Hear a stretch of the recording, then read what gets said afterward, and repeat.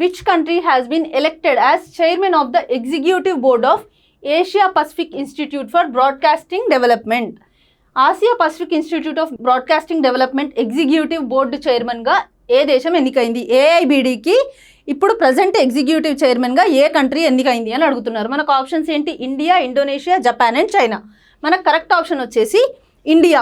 So రీసెంట్గా August 19th నుంచి 21st వరకు థాయిలాండ్, పుకెట్ థాయిలాండ్లో ఈ కాన్ఫరెన్స్ అనేది ఏఐబిడి కాన్ఫరెన్స్ అనేది జరిగిందనమాట. ఆ కాన్ఫరెన్స్లో ఇండియాకి హైయెస్ట్ నెంబర్ ఆఫ్ ఓట్స్ వచ్చాయి. సో దానివల్ల ఇండియా చైర్మన్గా ఎలెక్ట్ అయింది.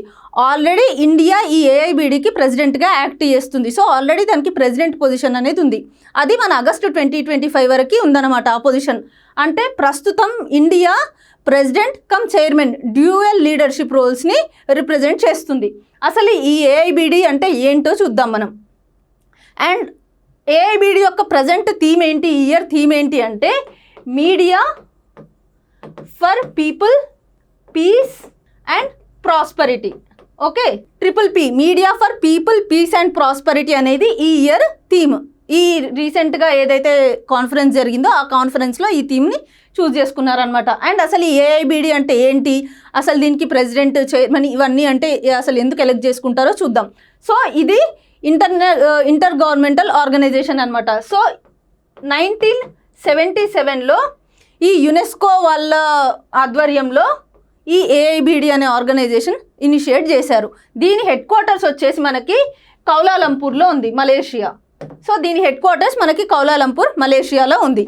దీంట్లో కంప్లీట్గా మనకి సమ్ 94 ఇంటర్ గవర్నమెంటల్ ఆర్గనైజేషన్స్ ఉన్నాయి. Okay, among 44 countries.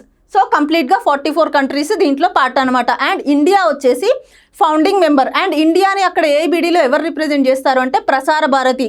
అది మన public sector broadcasting channel. Prasar Bharati మనల్ని, ఇండియాని అక్కడ ఏఐబిడిలో రిప్రజెంట్ చేస్తుంది. ఈ Asia Pacific institute for broadcasting development అనేది ఒక ఇంటర్ గవర్నమెంటల్ ఆర్గనైజేషన్. ఆ ఇంటర్ గవర్నమెంటల్ ఆర్గనైజేషన్లో కంప్లీట్గా ఏషియా పసిఫిక్ రీజన్ యొక్క దానికి సంబంధించిన మీడియా అండ్ బ్రాడ్కాస్టింగ్ ఇంటర్లింకేజెస్, దాని రిసోర్స్ షేరింగ్, కంటెంట్ కొలాబరేషన్, వీటన్నిటి గురించి డిస్కస్ చేసుకుంటారనమాట. అండ్ ఈ ఇయర్ మన ఇండియా దీనికి చైర్మన్ లాగా ఎలెక్ట్ అయింది.